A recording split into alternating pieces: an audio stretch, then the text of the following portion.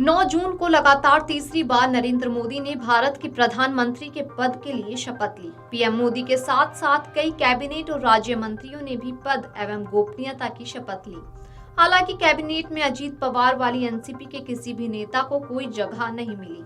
इसको लेकर शरद चंद्र पवार वाली राष्ट्रवादी कांग्रेस पार्टी की सांसद सुप्रिया सुले ने तंज कसा।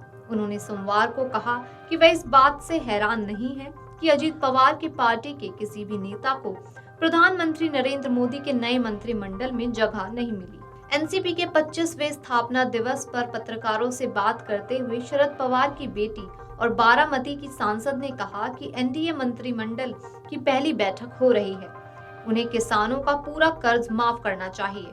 उन्होंने आगे कहा, यूपीए के दौरान एनसीपी ने मनमोहन सिंह सरकार में सहयोगी के तौर पर काम किया था। मनमोहन जी ने पवार साहब के प्रति प्रेम और भरोसा दिखाया और उन्हें कैबिनेट मंत्री पद मिला, जबकि पार्टी के पास उस समय केवल 8 या 9 सांसद थे।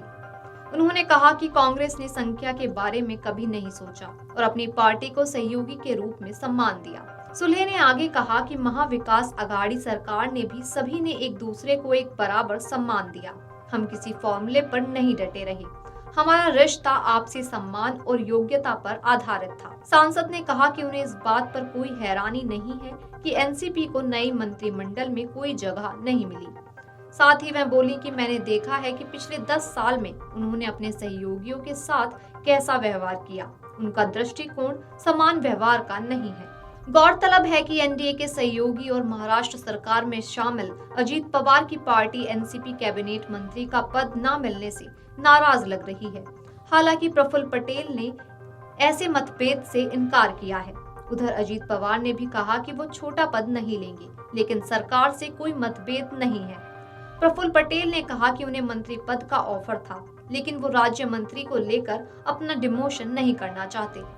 उन्होंने कहा कि मैं अपना पद नहीं गिराऊंगा। दरअसल प्रफुल्ल पटेल यूपीए सरकार में नागरिक उड्डयन मंत्री रह चुके हैं।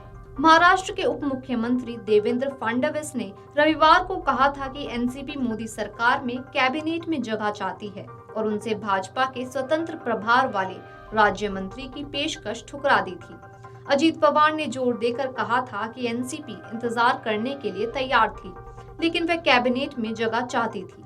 महाराष्ट्र में सत्तारूढ़ गठबंधन में शामिल अजीत पवार वाली एनसीपी, भाजपा और शिंदे शिवसेना ने लोकसभा चुनाव में खराब प्रदर्शन किया और 4 सीटों में से सिर्फ 1 सीट जीती। एनसीपी बारामती में भी हार गई।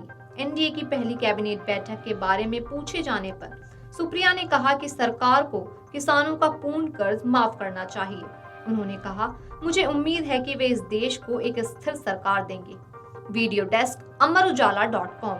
अगर आप ये वीडियो YouTube पर देख रहे हैं तो हमारे चैनल को सब्सक्राइब करें और बेल आइकन को दबाना ना भूलें। अगर आप Facebook पर ये वीडियो देख रहे हैं तो हमारे पेज को लाइक करें।